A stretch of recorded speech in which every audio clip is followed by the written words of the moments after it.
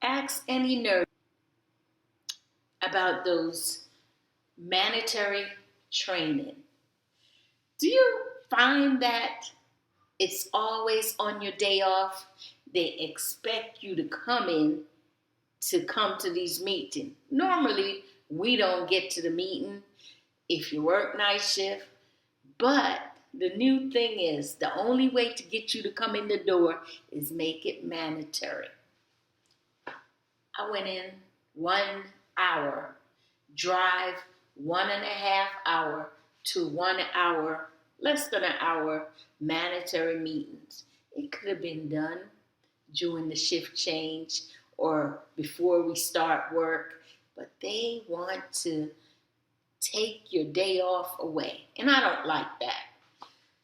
But this ain't the time or the day, but we're going to talk about mandatory trainings for white nurses.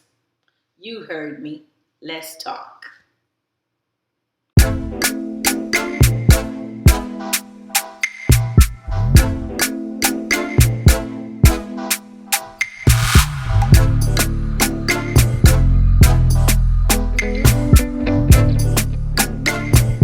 Here we go again. It's been a long time, but I missed y'all. I'm back. Hopefully for a long, long time. Anyway, I decided I'm only going to come out here when I have something important. If you have anything that you want me to elaborate on or to do some research on or to talk about, just leave me a comment and don't forget to subscribe. If it's not mandatory training, we're doing some CEUs and all kind of stuff. Anyway, I found out that I believe it was in Kentucky that they're doing what is called white-splaining. They want the nurses there to take a mandatory training. And here's the definition that Google says for white-splaining, S-P-L-A-I-N-I-N-G. White-splaining is the act of a white person explaining topics to people of color, often in an oblivious, condescending manner, and especially regarding race or injustice related to issues. Now, when I started, I said that mandatory training for Black people or Black nurses specifically, but that's not what I wanted to talk about. Yes, I've never been into a training that said it's specifically for Blacks, but I'm read that in Kentucky that they have to take a mandatory training. I don't know if it was the board requested it. I'm pretty sure it's part of the things that they need required. And I believe it is because example of white-splaining, I can't pronounce that word, I'm sorry. Here's an example. When a white person say to you, I don't see color. How can you not see color? It's right in your face. Or they, in a way, I remember an incident, let me tell you. I was the infection control nurse, and there was a Caucasian and 3 African American, including myself. Everyone that came to the office taught that this Caucasian nurse was the supervisor for us. But in reality, there was no supervisor. We all, 4 of us, was working, including her, were working independently. So any information they had to tell us, they told her, and she would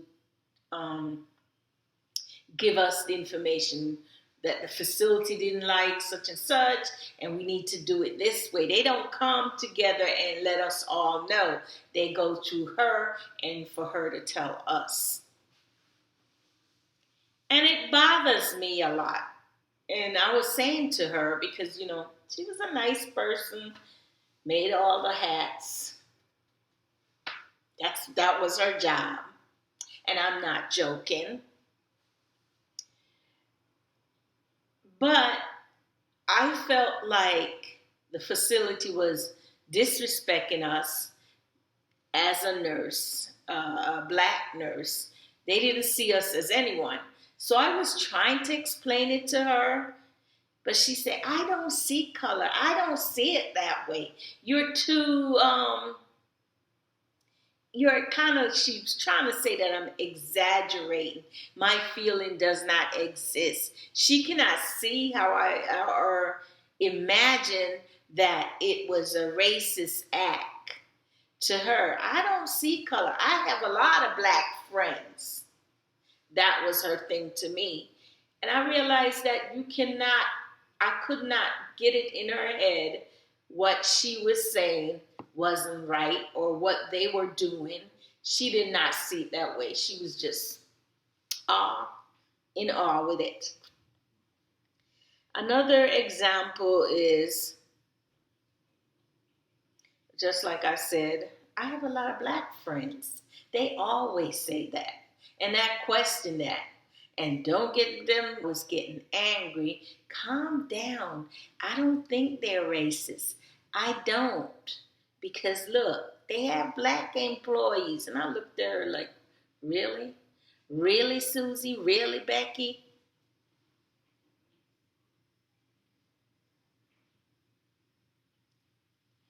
So anyway, so they want them to take a mandatory class, which is making those nurses angry that they're going to be taking a class to teach them how to relate to black people. That's how I interpret it in my head. I don't need anyone to tell me how I feel. I don't need you to tell me what I'm feeling because you're not feeling what I'm feeling. If you get what I mean? And it bothers me when they're so insensitive. But when something happened to them, you should open up your arms and say, I understand. Which I'm usually passive. I used to get angry. I used to, voice my complaint. The only time I'll voice my complaint if you lie on me, if you just ignore how I feel, I may say something. But I've learned over the years, try to ignore these little petty things, but sometimes you can't. You can't ignore. They could face discipline actions after they were mandated to make an implicit bias training that claimed there's history of racism in healthcare. Woo! They finally talking about it, racism in healthcare. We know about that every day. It still goes on. The training required by the Kentucky Board of Nursing instruct the healthcare workers to recognize the history of racism in healthcare according to new report from the Washington Examiner. The training, which was required by July 1st, include discussion and said that it was racist to suggest institutional racism. They always want to cover things. So they're mandated by the Board of Nursing in Kentucky to take training that say white silence is racism. Imagine when they say white silence, they're ignoring you. And I think that could also mean the patient that you take care of. You ignore their feelings. You're telling them how they should feel. If I'm sensitive to that, so why should I go into a predominantly in the hospital setting, and my nurse is Caucasian, and I'm in pain, but she cannot understand my feeling. That's how they're saying, and I'm just interpreting in how, in a setting, dealing with your patient, that you are not understanding how they feel. Oh, you're in pain. You're not relating. You ignore them, and the majority of nurses are very caring, I must say, but I don't understand why these nurses in Kentucky are triggered, because they finally has to come to terms with how they really feel about African American or blacks in general. We don't need anyone to tell us how we feel. And I say it again. There's a lot of training, but how should I put this? Finally, when the tables are turned and they have to finally comes to grips with what's going on. We hear it every day. It's all over the news about racism, what's going on. And some people might just overlook it as, oh, I'm not racist. I have, my neighbor is black and that, but do you invite her out with your family, introduce her? No, I'm going to be honest with you. I'm in Atlanta, yeah. Working in Atlanta in a predominantly black facility. Yes. I see one or two Asian, and I may see one or two whites, but the majority positions are black.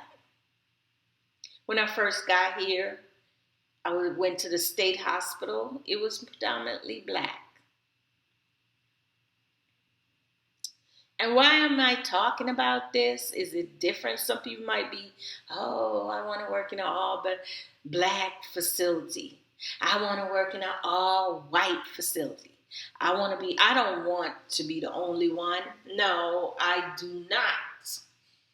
But but another thing is, I don't want to be in an all black facility. I want a balance. Diverse. People coming together. That's like New York. We in a melting pot, coming together with ideas, uplifting. I don't want to be excluded. I don't want to be the only one, because they're not going to relate to me, and I'm not going to relate to them, because they're more than me. And we need a balance. I need to work in a facility. So when I look for a facility, I look for all those things. I don't want to be. I tell the agency, don't send me to a facility when I'm going to be the only one. No way. If that's the case, let me recruit some nurse to come on with me. And I would never go to Kentucky now. I never had a desire to go there. To go work there, I'm talking about. But I'm hoping that this mandated training, Kentucky, spread all over the board of nursing. I know that California is progressive, and California has all these mandatory training. They have sexual harassment. They just bring it on. They update it every year. It's a new training in California. So when you go to California, everything's already in place. But the other places, like I want to see in the South, Mississippi, Georgia, etc. I don't want to be the only black nurse. I'll say it again. I do not want to be the only black nurse in a hospital. that is predominantly Caucasian. There's no balance there. I want to work in a diverse hospital. Now, are there such a things? Yes, it is. You just gotta look. But if you come to Atlanta, there's not a balance. It depends. It depends. Let me take that back. I'm pretty sure Emory is a balance. You know, when I said I wouldn't go to Kentucky to work, I never had the desire that to travel there to work. But I think now that I look at it and what's going on there for the nurses, that they need to realize and maybe take a back step how they have been treating their patient, especially the patient of color. I think this mandated training, because I noticed that based on working with other nurses and my personal experience, this training can become frustrated for those Kentucky nurses if they have not been exposed or forced to come to terms with their feelings about what do they think of African American. Besides having a friend, anybody can have a friend. You're a friend in the hospital, but you're not a friend outside. You know, so I don't even listen to that anymore. But what I'm saying is this will allow them to explore, you know, if they take the class, because from what I'm hearing on YouTube, some of the nurses don't want to take the class, but they know they have to because that connect to their license. The board, that's the Board of Nursing mandated class. And I think the reason why I would say they don't want to confront their feelings, because, you know, silently, they probably have a little issues dealing with Black people.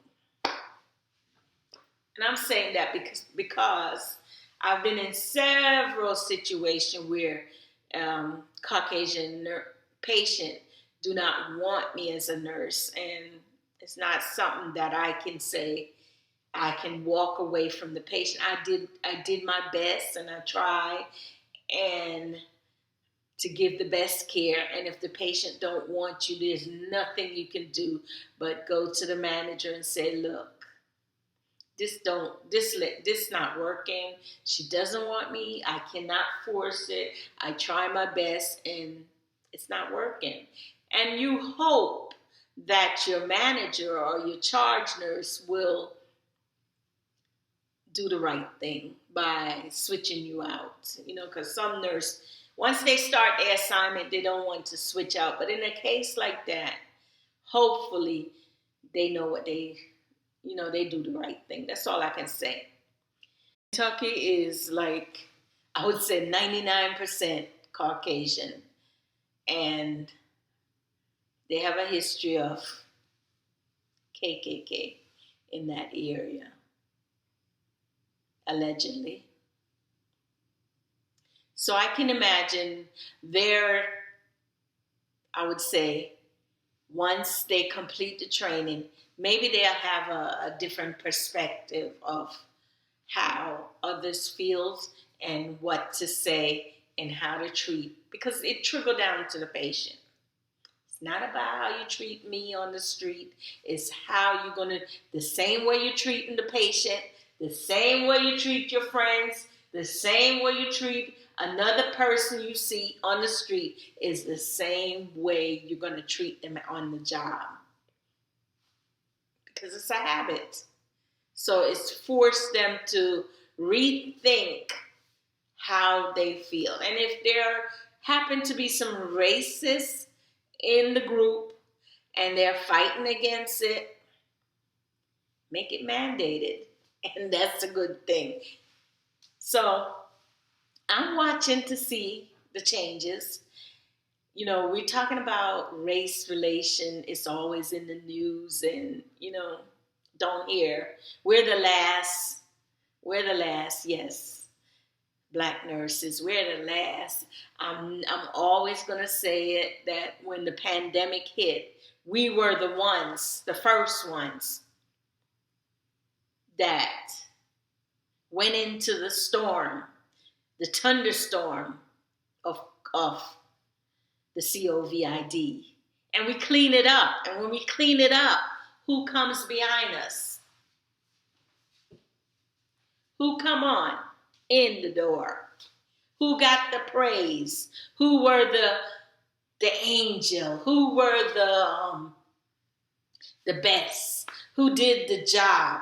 Never heard about the African American nurse who left their family behind and came in and helped all these people in New York City. When Governor Cuomo called, we were there. We didn't say, oh, I'm not going to go. Or you could hear them on Facebook in the group. I'm not. You're all crazy. But when it was calmer, when we did, some of us left. Some of us African American didn't make it, but they tried to make a difference. And we did make a difference, because now that it's cleaned up, we were white, we were pushed aside, and didn't even get the honor. The honor nurses were the Caucasian, and I will always say that, because that's what the media does. The media whitewash everything. And it seemed like this happened in everything in your life. When I go to a job, the job I'm at, we have an African American leader, administrator, and she's cleaning up, and she wants you to do this and wants you to do that. As soon as she get this facility, and the facility's up to accreditation, she's resigning due to pressure so they could bring in, and who do they bring in? A Caucasian leader. So she doesn't have to do much. You know, I've been in nursing for over 33, it's going on 34 years now. And every time I notice, you go into, and as a matter of fact, let me tell you an example. I wanted to, when I work at this hospital, when I first came into Georgia, I worked med-surg, and I wanted to get into the psych facility. That was my entrance to be a psych nurse. And I was interviewed by all these Caucasian nurses and leaders, supervisor, charge nurse. And there was one supervisor that was black that was in the interview panel. Because, you know, in Georgia, they like to interview you all at once. She didn't say a word. They didn't let her say a word or ask me any question. They were shooting the question. And, you know, I didn't get that job. They wanted me to stay in med-surg. But I call her my friend now. Everybody is not your friend, but I call her my friend, Caucasian. She got the position. She moved to psych. That was one incident. Another incident, I'm new to Georgia now, not knowing that it was like this. I drove all the way to Macon. I didn't know nothing about this foresight, whatever. And so I went there, Macon Hospital, for a psych job again. On my way to Macon, that was a long drive, and I take the back road because, you know, the highway, and I want to get there to the interview on time, so I take the I take the back road to the hospital. When I turned into the hospital, he turned off. Isn't that blatant racism? Yes, it is. Anyway, I went upstairs and I went to the interview. Again, predominantly Caucasian interview me. And then they took me on a tour, and I only see one black RN. And I said, I had this feeling. I said, I'm not going to get that job either. And I did not get the job. So why am I saying all this? I hope Kentucky, make a change. I hope. Because it's not many blacks in that state. It's a percent of Hispanic, maybe 2 or 3%. So I hope they come to terms if they have people like me of color maybe driving through and has to go to the hospital, and they will understand how I feel. I want to leave you with this, that it doesn't matter, don't treat people wrong. I know I say on this channel, even if it's an inmate, give your patient, treat them like patients, yes. Make them feel, understand their feeling. You cannot determine that they're not in pain. They tell us in nursing school, we don't know how they're feeling. We just assume they're in pain. Know is that treat everyone the way you would like to be treated. Because one day you might be in that hospital bed and the very person who you think did not go to school become a nurse and has to treat you the same way you treat her. You never know. People are funny. People are growing. You know what I mean? Have a wonderful day or night in your state or your country.